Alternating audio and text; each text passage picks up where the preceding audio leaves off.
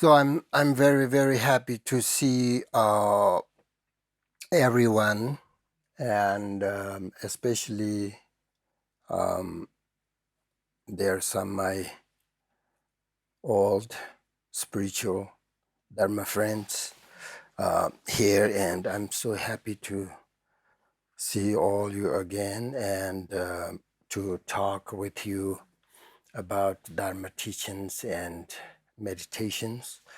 Um, so thank you for coming. I appreciate very much. And I would also like to thank Martin and Sandra for hosting this teaching and for letting us use this beautiful house and beautiful space and all the preparations. I really appreciate from bottom of my heart.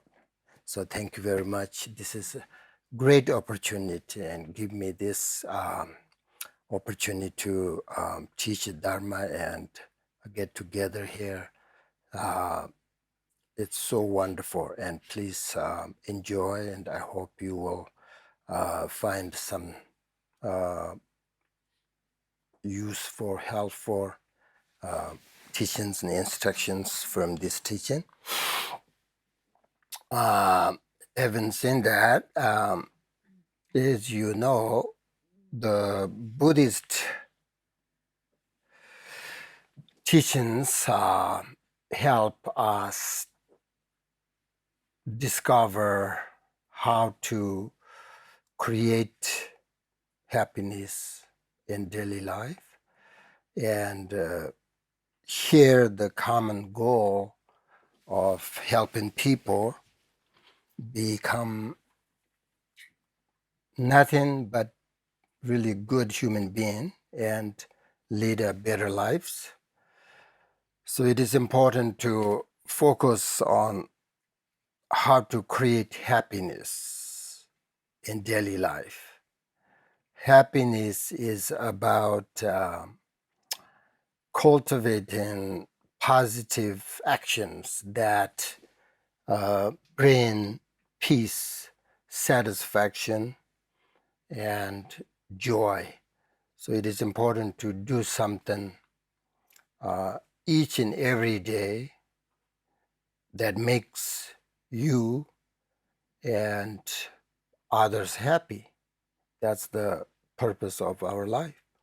So studying Buddhism means studying your own life, basically, and understanding how to create happiness for everyone, including yourself. And if we don't transform our negative mind, then there is no such thing as a Dharma practice. That's why I just said that Buddhism is about learning and understanding about your life, our life. So that's why we must first recognize the negative mind for what it is, and then gradually begin to find a solution. This is the first reason to practice Dharma, practice Buddhism. You should keep that in mind. And then second reason is that you have the potential to achieve enlightenment and eliminate all the negative emotions and afflictions, obstacles. That's why I'm going to talk a little bit about Buddha nature here today and tomorrow. Um, as you know, the topic, for this teaching, um, Buddha nature and three stages of meditation. I think this will be very helpful. And I'm going to teach and give you some instructions that are very easy, very simple to keep in your practice, right? So Buddha nature is the potential to achieve enlightenment. That's why, as I said, keep this the first reason we practice Buddhism, or Buddha gave us this teaching, because um, negative mind, right, for what it is, and then slowly we begin to find instructions, solutions, so then we can transform our negative mind into positive. So that's first reason. Second reason, because we have potential to achieve enlightenment and eliminate all these negative thoughts and emotions. That's why practice Buddhism is, I think, very important. The Buddha recognized that the main cause of all suffering and the negative emotions we experience in our mind is ignorance, which means not knowing the true nature of reality.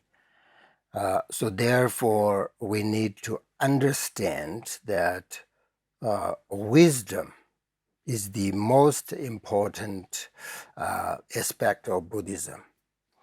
Uh, in Buddhist teachings, it is said that even when we talk about things like practice, discipline, motivation, contemplation, or even Buddha nature, uh, they should always be based on wisdom, right? Wisdom. So this is important because you will not find any Buddhist teachings that says you must believe in Buddha, you must believe in Dharma, or you must believe in what the Buddha said. Instead, it teaches that you must always act based on your own wisdom through investigations, learning, studying about Buddhism. That's how you become a Buddhist and practice Buddhism. So in Buddhism, investigating teachings and acting based on your own wisdom is essential, right? Investigate Buddhist teachings, investigate the teachers, uh, uh, and through your wisdom, and acting based on your wisdom is so important. You should understand that. Of course, you know that. And when you are able to do that, whatever arises in your mind becomes great wisdom, not ignorant. If you just follow teachings without understanding them, um, they sort of remain external. But when you reflect, investigate, study, and develop your own sort of insight, then the teachings become part of your own um, mind stream, you know. That's when, you know, real, how do I say, transformation happens. So Buddhist teachings are um, universal, but how they apply to your own life depends on your individual circumstances, um, your karma, and your capacity. So wisdom brings clarity and balance. So all other Buddhist practice support your life. Um, as I said, it's about our life, how to take care of others, how to help others, how to uh, purify negative mind, um, everything, Buddhist practice support your life. But as I said, without wisdom, there is no true awakening. So therefore, meditation is not only the development of single pointed concentration, but also the cultivation of wisdom. In this way, your mind can become free and your realizations will have a chance to grow. So in Buddhism, so important, wisdom, not just believing, Buddha and teachings. So in Buddhism, ignorance is defined as not understanding the true nature of reality, true nature of the mind. Buddha taught that we do not experience things as they truly are.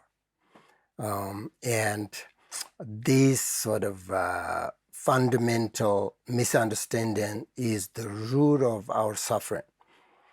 And in order to understand the nature of truth, the nature of reality, we need to recognize the Buddha nature or wisdom, the enlightened, sometimes they call it enlightened essence that we all possess, no matter who you are.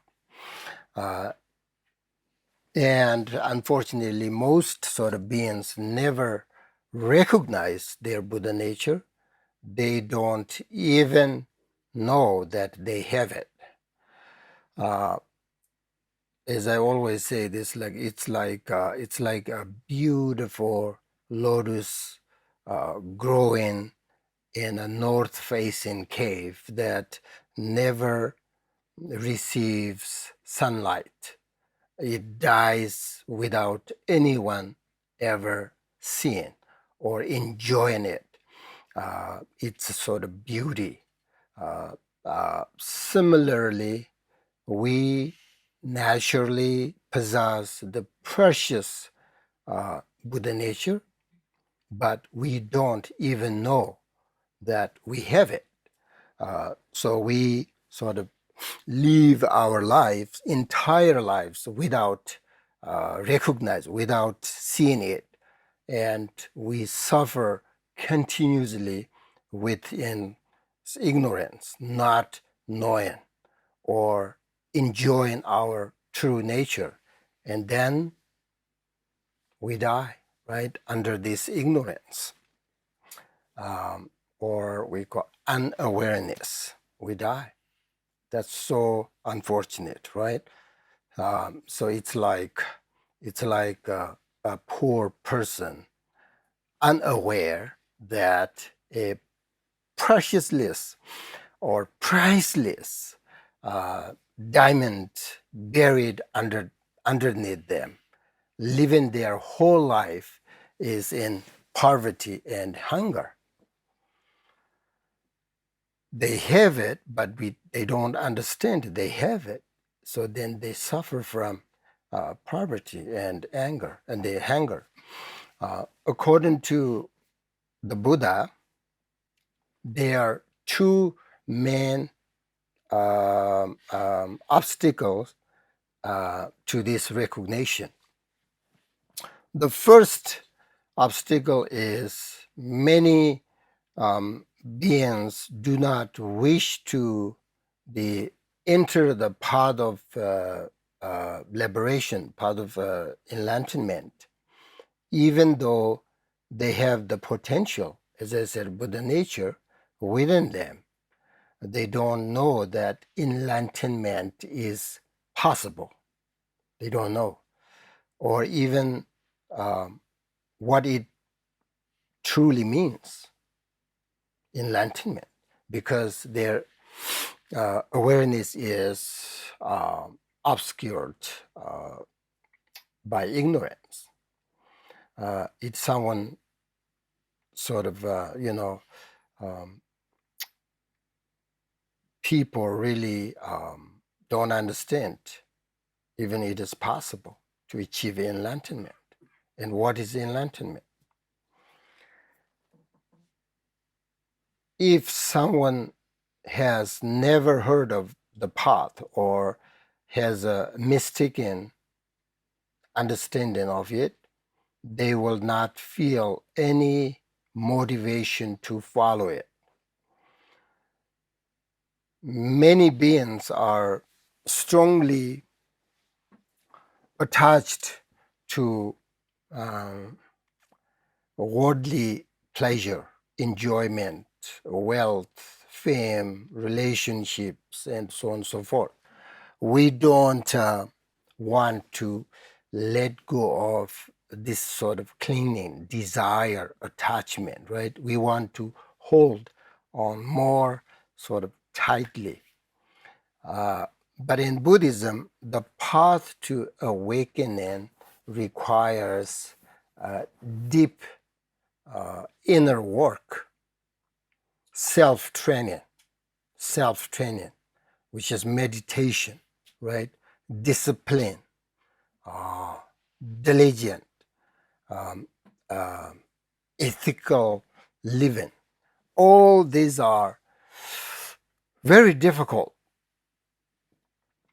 for many of us that feels intimidating or exhausting, especially in this world. They are too much, how do I say, distractions, right?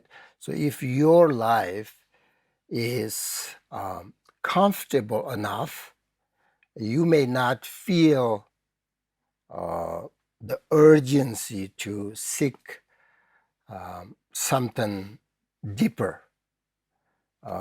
So you don't sort of wish, I'm not talking you, but generally people don't wish to enter the path to enlightenment. That's the first obstacle. The second obstacle is that many of people, do enter the path, want to practice Buddhism, but they do not complete it. It's because the path to enlightenment is gradual and subtle, right? And many practitioners expect quick result, right? Peace, happiness, freedom, enjoyment. If I practice today, tomorrow I'll be happy, I enjoy, I have freedom, I have enjoyment. So we sort of expect very quick result. That's not going to happen, right? So we have to understand that. When we don't see these immediate results, then we lose this sort of enthusiasm. I practice, it doesn't help me. Of course not, right? So we lose this kind of diligence, enthusiasm. So we don't complete the path, even though we took refuge vows, we enter the Buddhist path, we want to practice, but we just can't complete. We just, it's this path is very gradual and very slow, and you have to keep in your mind, just keep going, keep meditating. Like most people, they don't see the right away the result of their meditation, then they kind of like lose their enthusiasm. So that's the second obstacle. Even after entering the path, Buddhist path, our, these old habits, right, remain strong. Attachment, anger, jealousy, all these habits, very strong, and they can pull us back into worldly distractions. So dharma practice work slowly on the mind, but we often sort of lack the patience to let it. It's also difficult to continue on the path without a qualified teacher and um, authentic spiritual community.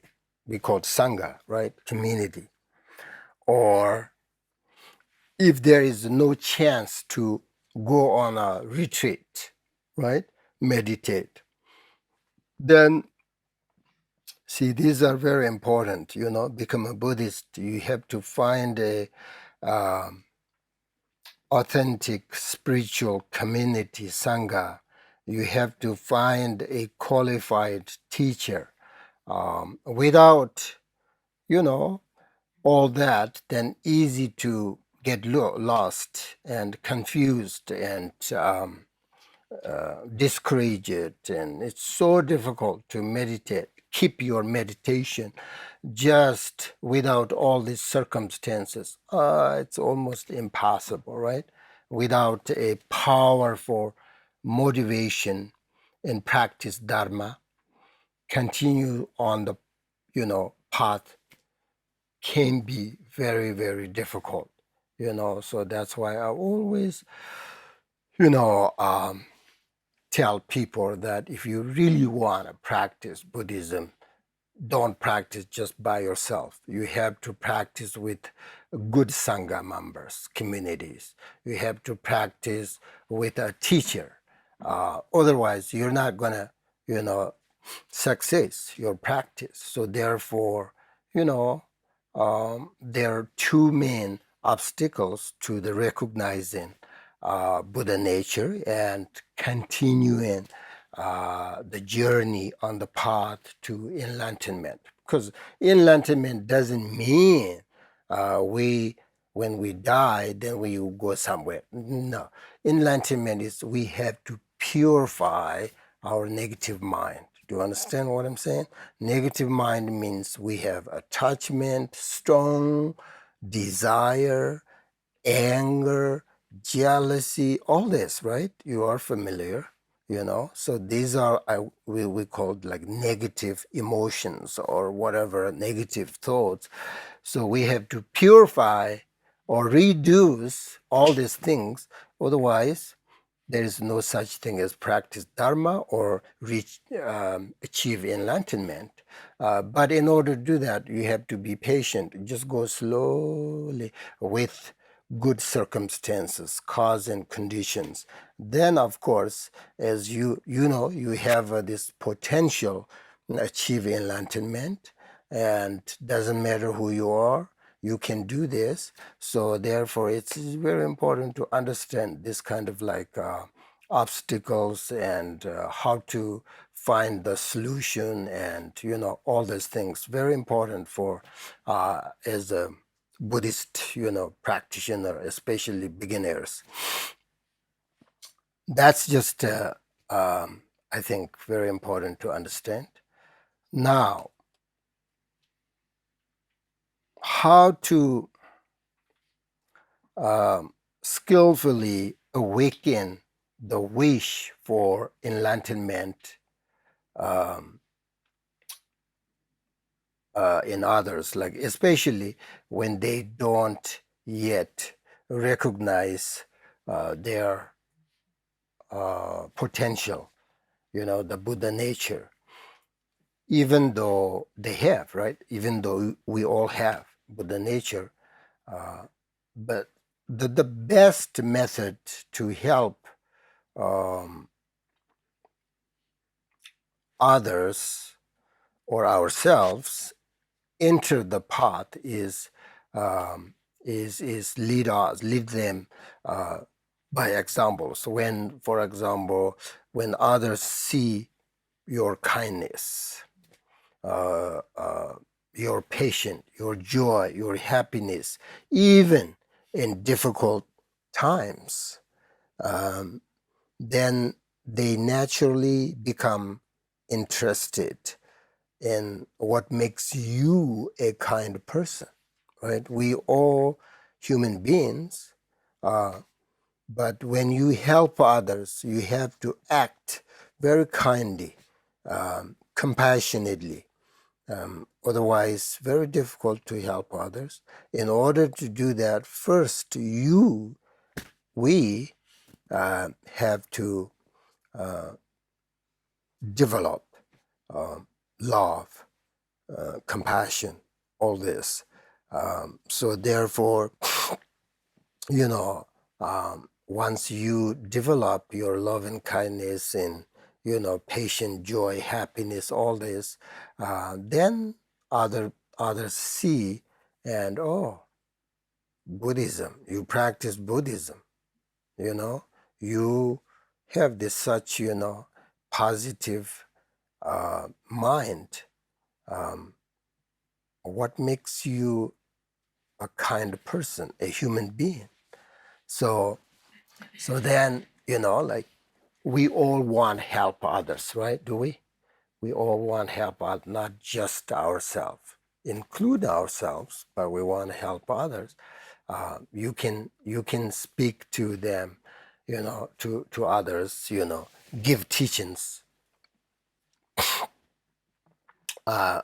appropriate to their, level, for someone not ready to hear about enlightenment, right? You can encourage small steps, do a short meditation, a kind act done sort of mindfully, and so many people reject the path not because they disagree with it, right? But because they don't understand it, or they, feel it doesn't really to their life, uh, and doesn't really sort of related to, or if I practice this, it's good for my life. They don't understand that. So we need to help, and we, helping people, those who are not yet ready to enter the path Buddhism. You must, meet them where they are, and use your skillful methods to help them feel accepted and supported, um, and can sort of plant the seed of dharma. So then the best antidote to losing your motivation and being pulled back into worldly habits, even after you enter the path to enlightenment, is cultivating bodhicitta. It uh,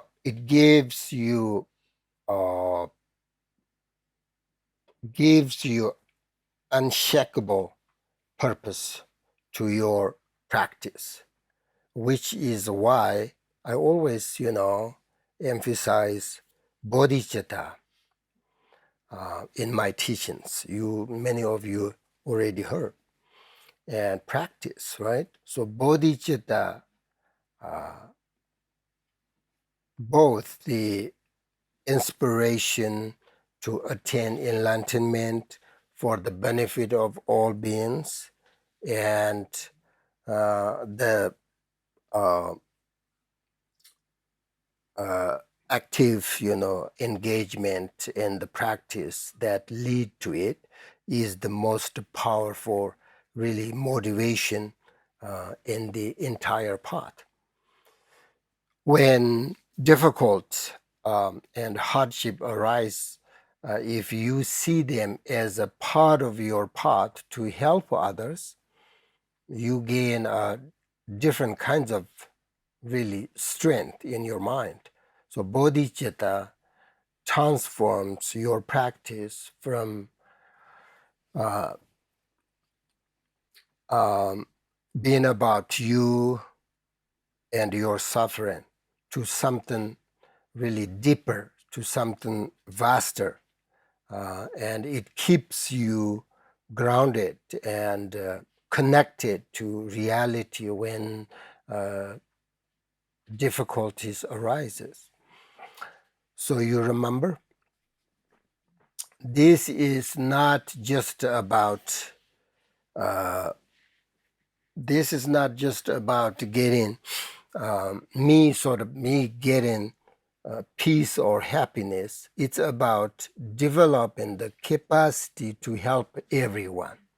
So this sort of give you a powerful motivation. So every day, remind yourself why you are practicing, why you are practicing, why you study every day, why you study regularly, listen to teachings, read sort of inspiring like texts, the books, and surrounded yourself with dharma friends who support your growth.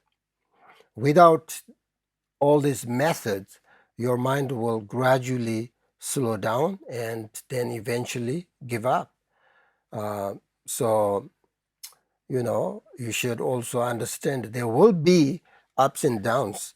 Samsaric habits arise again and again, right? But what matters is not how many times you fall, but that you keep returning to your intention, your motivation, you know, so important. Take, refuge. If you are Buddhist, take refuge in three jewels deeply, you know. The Buddha shows the goal, the Dharma guide on the path, and the Sangha supports your journey. So basically, Buddhism is about three jewels: Buddha, Dharma, Sangha. So these methods are good for if you lose your motivation to continue practice Dharma. If you sincerely follow this path and apply these good methods and maintain your practice, then it's very possible to eventually reach enlightenment. Even this very lifetime, it's possible. It's really difficult, but it's possible. So bodhicitta is amazing, right? So important. Now, if think about this, like if you don't have chance to join a spiritual community or receive teachings from a qualified teacher, then and you are very busy with your job, work, then you should recognize, you should investigate. You're going to lose practice Dharma slowly because of all these circumstances.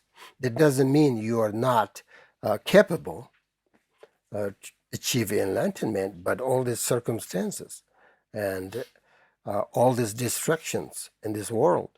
So therefore, I just mentioned you, how do you keep your practice Dharma if you have less chance to receive teachings and practice with Sangha members? If you don't have that, then how do you still keep your practice, keep going, It's hard. So therefore, I just give you some methods. I hope they may help your um, enthusiasm and diligence to practice, even though you don't have chance to receive teachings more often from qualified teachers.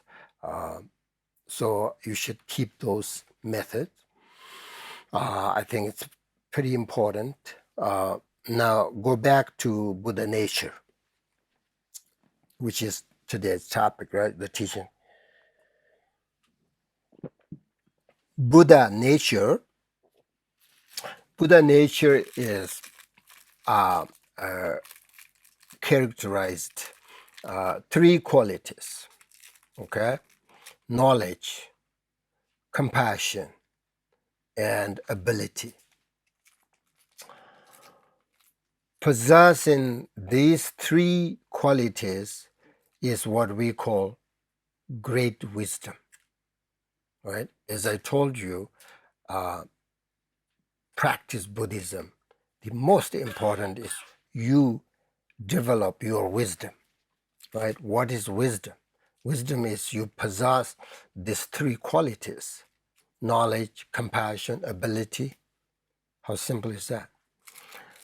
Is what we call great wisdom. You can develop that.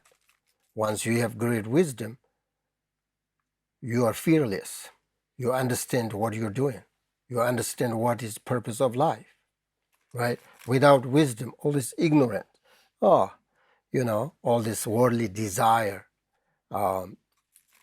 that's ignorance, what according to Buddhism. So this is very important, because in order to lead other beings or yourself onto the path and help others, help ourselves attain enlightenment, we must have knowledge, compassion, and ability. So knowledge refers to deep, direct insight into the true nature of reality. Without this knowledge, we remain caught in delusion and cannot free ourselves and others from suffering. The Buddha's wisdom perfectly understands the cause of suffering and how to achieve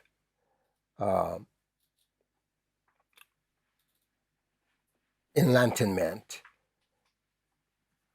And this wisdom understands the cause of suffering and the path to its end. That's knowledge, wisdom. Compassion is the heartfelt wish for all beings, including ourselves, to be free from suffering. Compassion arises naturally when you see the suffering of others and feel moved to help without self-interest. Even with deep knowledge, wisdom, right? Deep knowledge, just I explained, you would not act to help others without compassion. Compassion is the expression of wisdom in action. Okay? Then the third, as I said, quality of Buddha nature or great wisdom is ability. It refers to the skillful means or methods the Buddha uses to give teachings and guide all beings according to their individual capacities. even with knowledge, even with compassion, without the right method, you may not be able to help others, help yourself effectively. So knowledge sees the truth. Compassion feels for others. And ability act effectively to help. Do you understand what I'm saying? So together, these three qualities, compassion, knowledge, ability, these three qualities make the awakened mind powerful, wise, genuinely helpful to all sentient beings, include yourself. So we all have these three qualities, and we all have potential to become enlightened. Just like a seed has the potential to become a tree, right? Every person has the inner capacity for wisdom, compassion, ability, freedom from suffering. We have that potential. It's in our hand. The sun behind the clouds, even if the sky is dark right now, but the sun is always shining behind it. A precious jewel covered in mud still has value. We just need to clean it, right? Buddha nature is pure, but it's covered by mental habits, emotions, negative thoughts, right? Buddha nature is the realization of what we already naturally possess, the potential for enlightenment. So this realization arises through wisdom of self-awareness, not from external causes and conditions.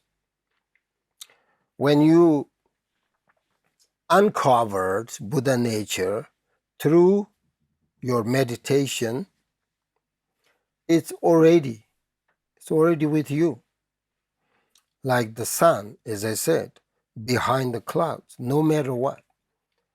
It's always there. So in Buddhism, Buddha nature can be understood in two different ways: through intellectual understanding and through direct experience.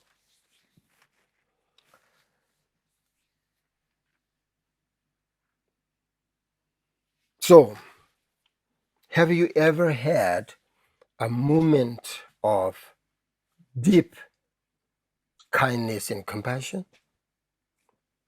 Have you ever helped someone and felt joy doing it? If you have, I don't know. If you have, that's your Buddha nature shining through your actions. Even if you feel confused, unkind, and make mistakes, your inner nature is not damaged. You can't damage. Through practice, you can uncover it, ignore it, right? And help others, help yourself, do the same. So, according to Mahayana, Mahayana teachings, Mahayana sutras, whether the Buddha, Shakyamuni Buddha, the current Buddha, right, appears in the world or not. Doesn't matter. The true nature never changes. It has always been this way. It's our intrinsic nature.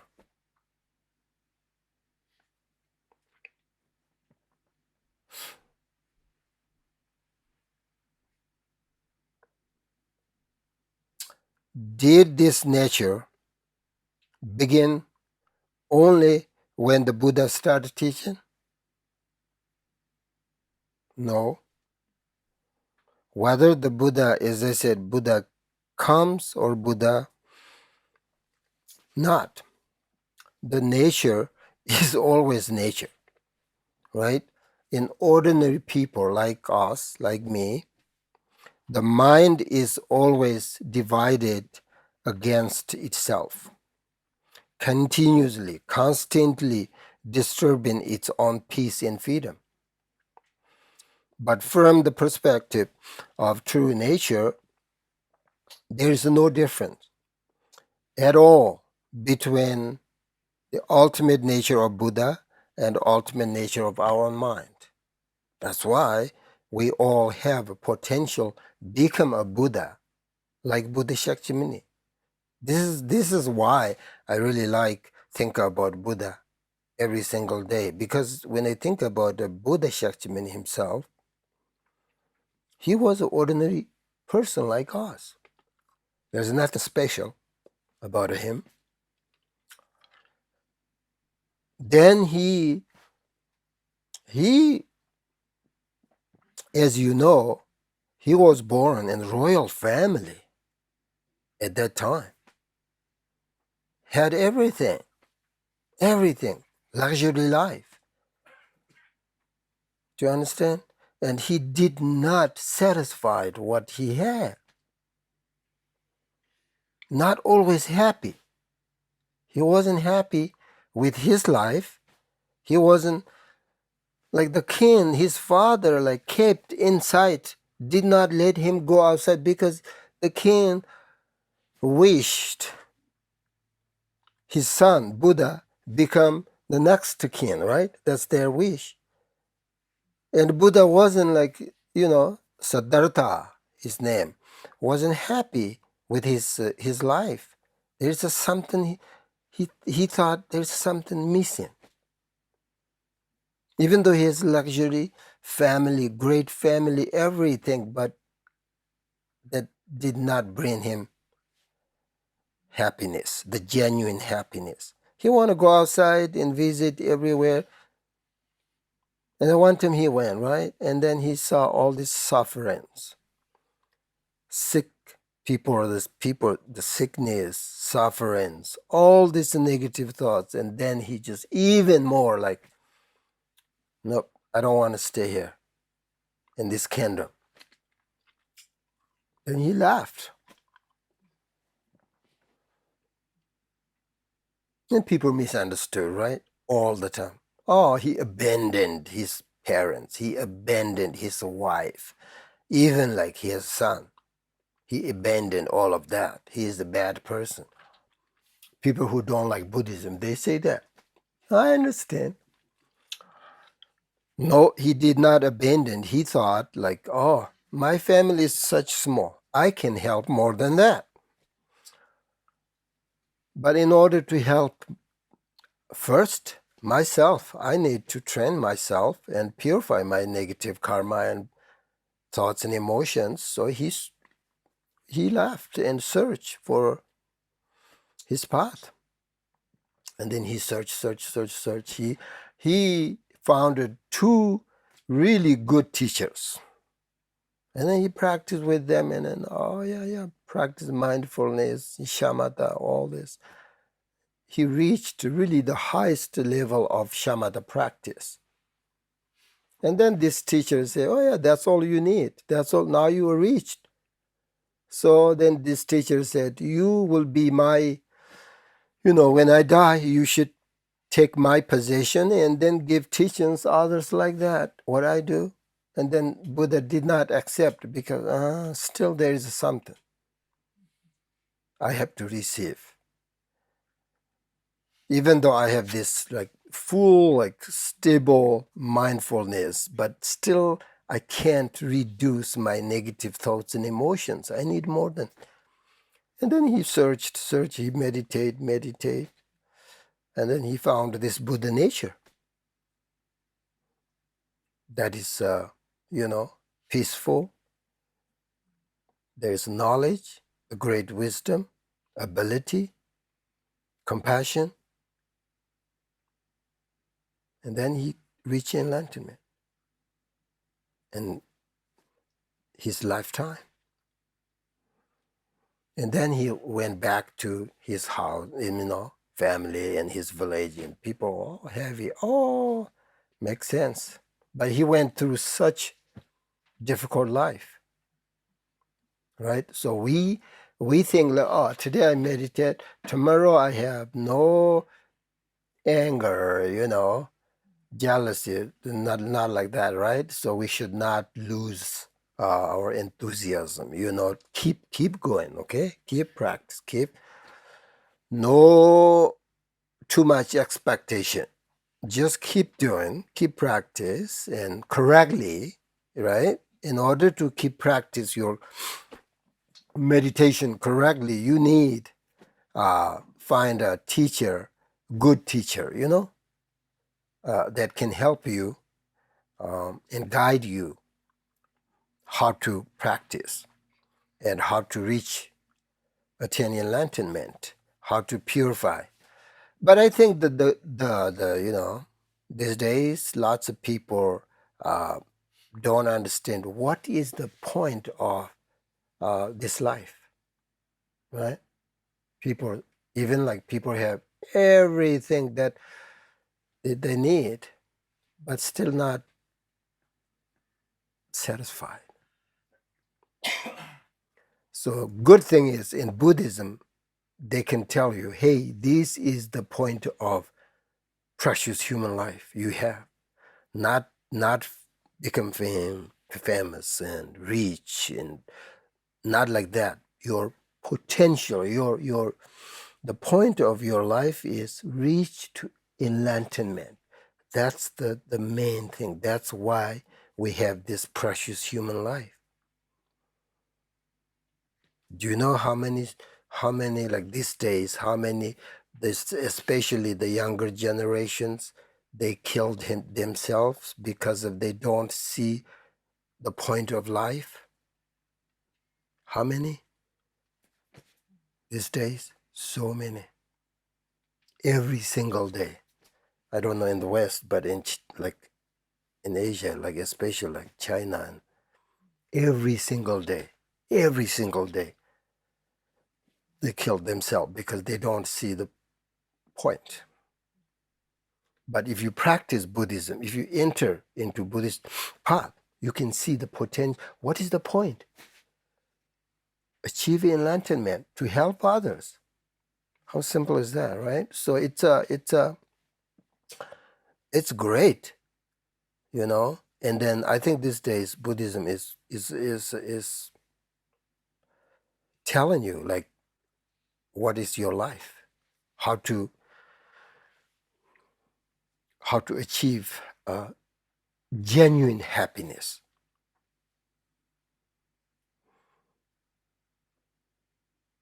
through your knowledge, wisdom, study, not just to believe in. That's the beauty of Buddhism, I think. Buddha always said, don't just to believe in. You have the capacity to investigate what is right, what is wrong, what is good for you, what is not. So therefore, I'm happy. I respect all the religion, of course, but especially like I'm happy to practice Buddhism